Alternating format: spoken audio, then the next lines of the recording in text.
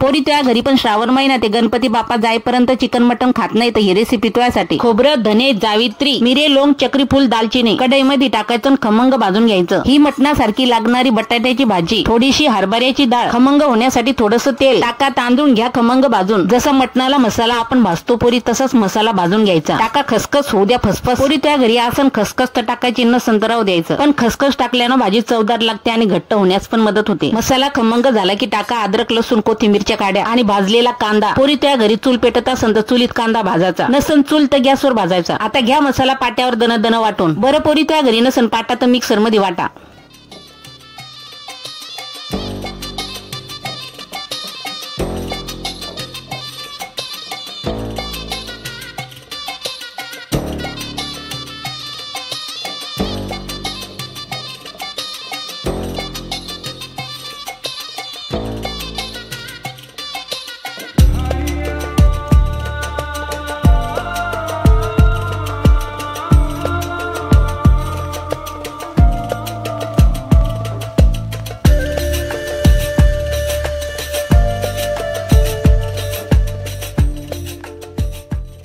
मसाला झाला वाटणं घ्या काढून. पोरी जेवढे हवे तेवढे बटाटे घ्यायचे. बटाट्याचे साल्ट नाही काढायचे. बटाटा आपल्या आवडीनुसार कापायचा. बटाटा कापाच्या अगोदर तर धुवायचाच, पण कापल्यानंतर पण धुवायचा. बघ पोरी तुला साल्ट आवडतच नसन तर तू काढले तरी चालेल. बटाटा धुणं झाला की पोरी कढईमध्ये तेल टाकायचं. त्या तेलामध्ये बटाटा पूर्ण फ्राय करून घ्यायचा. बरं तुला जास्त तेलाचं नसन खायचं तर तुला बटाटा नाही फ्राय केला तरी चालेल, पण पोरी बटाटा फ्राय केला की तो खायला लय भारी लागतो. आता त्याच तेलामध्ये वाटलेलं वाटण टाकायचं. ते वाटण खमंग परतून घ्यायचं. वाटण खमंग परतले की त्या सुके मसाले टाकायचे. बरं पोरी त्या घरी घाटी मसाला नसन तर तू काय टाकायचं, तू फक्त मिरची पावडर, मीठ, हळद टाकायचं. माझ्या घरी आहे घाटी मसाला म्हणून मी टाकत आहे. मसाला खमंग परतला की त्यात थोडंसं पाणी टाकायचं. पाण्यासोबत पुन्हा मसाला कडू द्यायचा. जेवढा मसाला खमंग परतू देणार तेवढीच भाजी चवदार लागणार. मसाला परतला की त्यात फ्राय केलेला बटाटा टाकायचा. आता टाका मीठ. पोरी बटाट्याची भाजी तुला आवडती का? तू कधी अशा प्रकारे बटाट्याची भाजी खाल्ली आहे का? सांग बरं. नसन पण खाल्ली असन तर नक्की करून बघ पोरी. लय खायला चवदार लागते पोरी मटणासारखी. फक्त पोरी तिखट कमी जास्त तो हिशोबानं करायचं. कसं आहे पोरी, जसं आपण मटण तिखट वकट खातो तशी बटाट्याची भाजी तिखट वकट खाल्ल्या जात नाही. फरक केवढा आहे पोरी, मटण खाल्ल्यानं तिखट लागत नाही पण बटाटा खाल्ल्यानं तिखट मात्र लागतं. म्हणून सांभाळून तिखट टाकायचं, नाहीतर हो दे तिखट आणि बोंबलू दे घरचे. जेवढा हवा तेवढा रस्सा करायचा आणि बटाटा चांगला शिजू द्यायचा. पाय पोरी बोलता बोलता भाजी पण झाली. लास्टला कोथिंबीर टाकायची. भाजी झाली पोरी. आता गरम गरम ताट वाढायचं. ताटामध्ये गरम गरम भात, भाजी, चपाती, भाकर असली ते अजून चांगलं. वाढलं बरं ताट घ्या खाऊन. चाल पोरी ठोक एक लाईक.